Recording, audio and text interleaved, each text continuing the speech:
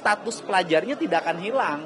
Mereka tetap statusnya adalah pelajar SMPA, SMA-B, dan kemudian tetap mereka belajar sebagaimana biasa, tapi pola hidup yang dirubah. Satu, misalnya jam tidurnya harus jam 8, itu kan susah tuh. Kalau di rumah nggak bisa. Dua, bangunnya harus jam 4 pagi. Tiga, begitu bangun harus mandi.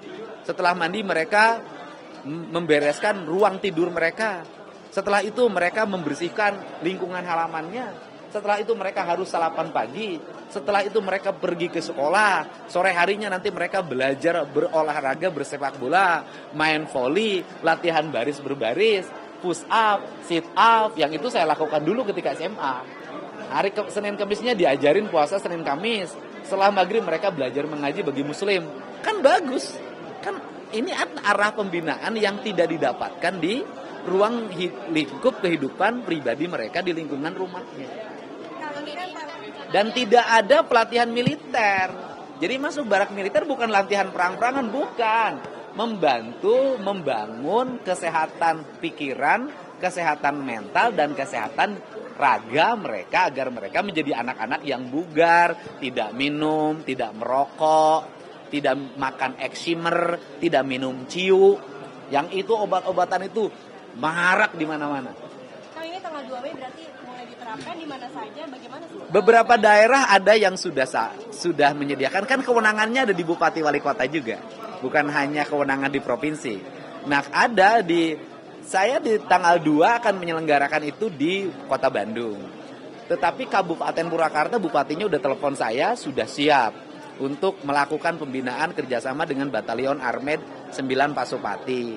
Kemudian Kabupaten Cianjur menyatakan sudah siap. Nanti malam saya cek lagi yang bupati wali kotanya memiliki kesiapan. Ini artinya kan 6 bulan ya mengikuti tadi pendisiplinan. Bisa 6 bulan, bisa setahun. Berarti kalau misalnya 6 bulan itu kayak misalnya pelajarannya sama di sekolah itu Tetap belajar di sekolah. Tetap belajar, mereka tetap melaksanakan kegiatan belajar mengajar, gurunya mengajar di sekolah.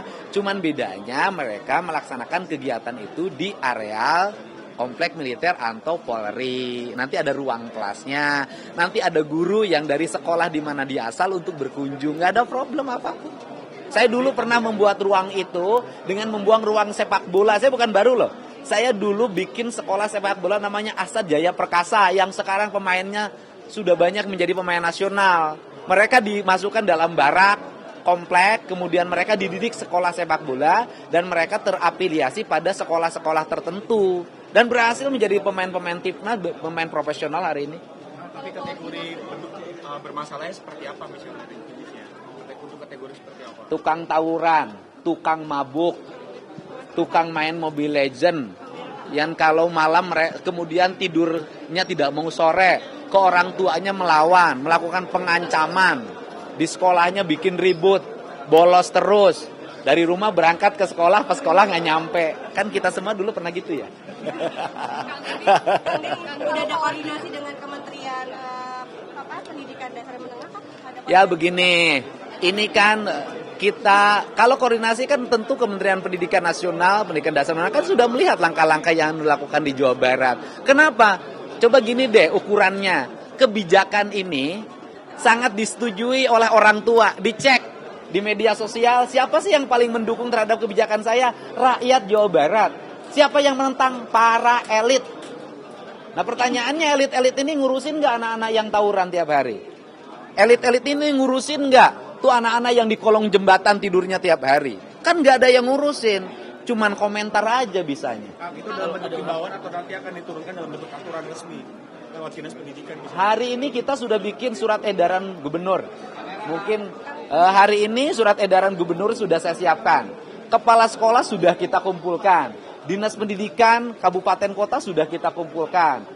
Kemudian Kepala Kementerian Agama, Kantor Kementerian Agama Kabupaten Kota sudah kita kumpulkan. Sudah bertahap. Nanti saya tuh punya kebiasaan buat opini dulu, kemudian sosialisasikan dulu, baru bikin surat edarannya. Kalau dulu enggak surat edaran, terus habis itu enggak berfungsi surat edarannya. Saya enggak. Kalau koordinasinya dengan pejabat militer ini seperti apa, Pak? Kita kan sudah ada MOU dengan Mabes TNI Angkatan Darat. Kita juga kan memiliki kesamaan visi dan misi dengan Polda, dengan Kodam. Para bupati wali kota memiliki sinergi dengan Kapolres dan Dandim dan batalion-batalion di setiap daerah. Nggak ada problem.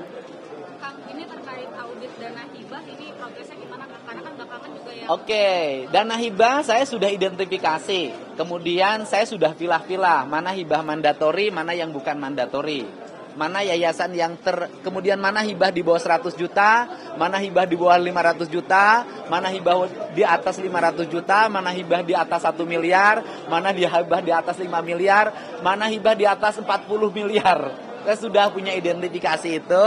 Dalam waktu dekat kami akan melihat dari sisi aspek auditnya. Setelah audit nanti kami lihat kecenderungannya seperti apa. Setelah kecenderungannya kami baca, pemainnya siapa, arahnya kemana, kami akan membawa ini ke ranah hukum agar menjadi pembelajaran penting, tidak terulang persoalan serupa. Kang, ini audit ini kira-kira bisa menyelamatkan berapa besaran APBD Jabar? Kalau menyelamatkan tidak akan, kan duitnya udah dikeluarin. Paling mereka harus mengembalikan, kan gitu loh. Ada dorongan juga. Ya kalau nanti ditemukan bahwa auditnya ternyata SPJ-nya fiktif, ya pidana korupsi, kan gitu loh. Tetapi yang paling utama adalah menyelamatkan keuangan Provinsi Jawa Barat ke depan. Termasuk kan kami kemarin sudah melakukan realokasi anggaran. Realokasi anggaran itu sesungguhnya adalah penyelamatan keuangan negara. Melakukan penundaan terhadap belanja hibah yang kemarin pernah diramaikan itu, sesungguhnya kami lagi menyelamatkan keuangan itu agar belanja hibah ke depan tepat sasaran, tidak jatuhnya pada itu juga, besarannya terukur, dan lembaga-lembaganya jangan sampai ada lembaga dadakan. Karena sistem menyimpannya bukan hanya di dana hibah, simpan menyimpannya itu ada dititipin di lembaga ini, ada dititipin di lembaga ini, ada dititipin di lembaga ini, lembaganya ada yang disimpan di lembaga yang berada di Provinsi Jawa Barat, ada yang di kabupaten kota. Dan kan saya sudah tahu alurnya ini semua, sehingga yang muncul ke permukaan itu adalah dorongan ketidakpuasan politik atas kebijakan-kebijakan yang saya buat, yang kebijakan itu sesungguhnya untuk menyelamatkan keuangan daerah Provinsi Jawa Barat agar melahirkan keuangan yang transparan, akuntabel, dan berkeadilan. Kang, soal wacana RUU Ormas ada tanggapan soal itu?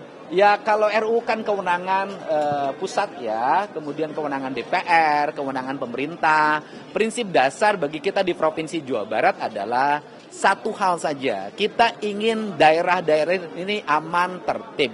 Kita ingin orang berkumpul dan berserikat itu untuk mendorong pembangunan, membuat iklim investasi menjadi sehat, membuat iklim investasi menjadi kompetitif, dan melahirkan daya dukung terhadap sumber daya manusia, khususnya sumber daya manusia di Jawa Barat.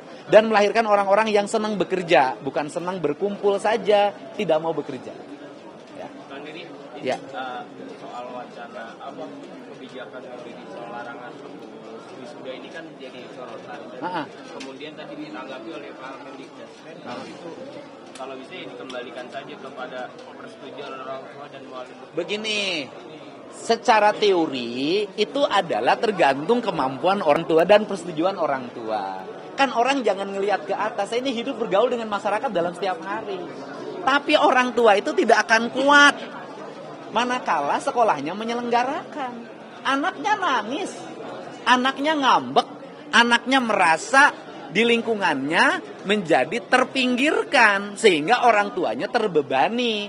Akibat orang tuanya terbebani, pinjem bank emok, udah deh, pinjem bank keliling, pinjem pinjol, angka kemiskinan di Jawa Barat akan semakin meningkat. Orang Jawa Barat itu per RT itu sudah ada kumpulan 10 orang, itu pengeluaran tenir dan rata-rata dipakai biaya sekolah, studi tour, outing class, kredit motor gitu loh. Jadi bagi mereka yang hanya melihat di Jakarta, itu tidak akan pernah tahu kehidupan masyarakat yang real. Saya ini hidupnya di tengah-tengah masyarakat dan saya ini tiap hari itu nanganin orang yang numpuk di rumah saya, di rumah dinas. 100 orang mengadu hal yang sama. Jadi bagi saya hari ini akan tegak lurus. Saya akan lebih mengutamakan melakukan pembelaan terhadap rakyat Jabar, merubah sistem hidupnya, meringankan beban mereka, dan mereka harus bersekolah sampai SMA. Saya tidak akan mendengar siapapun. Yang penting saya sebagai Gubernur Jabar bertanggung jawab terhadap kesejahteraan rakyat Jabar. Kang Deddy, lagi boleh nggak? Ya. Ini viral di SMA yang daerah Bandung. Ada guru meminta siswanya bikin gambar alat kelaminnya sendiri? Ya kalau guru itu ada, ya kan kalau guru itu ada sebutin gurunya di mana, SMA mana, besok saya berhentikan. Ya. Ngecek langsung ya Bang? Iya kita cek langsung. Pokoknya kita tidak akan ada toleransi guru-guru yang tidak mencerminkan spirit pendidikan. Kang, terkait pengaduan mantan pemain sirkus Oci Taman Safari jadi Sudah tadi bertemu. Ya, hasilnya nanti saja lihat tayangannya di YouTube saya malam. Terima kasih. Ada nih soal Cirebon diusulkan sebagai daerah istimewa. Ada sudah dengar soal itu? Kenapa? Cirebon diusulkan sebagai daerah istimewa, sudah dengar soal itu? Iya, kita sih selama itu untuk kepentingan dan kesejahteraan rakyat Cirebon gak ada masalah.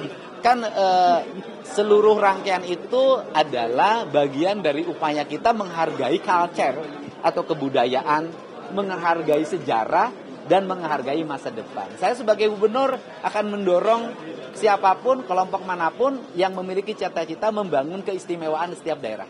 Ya. Ya.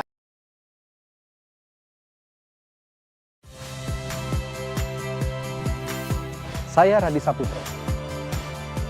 Saksikan program-program Kompas TV melalui siaran digital, pay TV dan media streaming lainnya. Kompas TV, independen, terpercaya.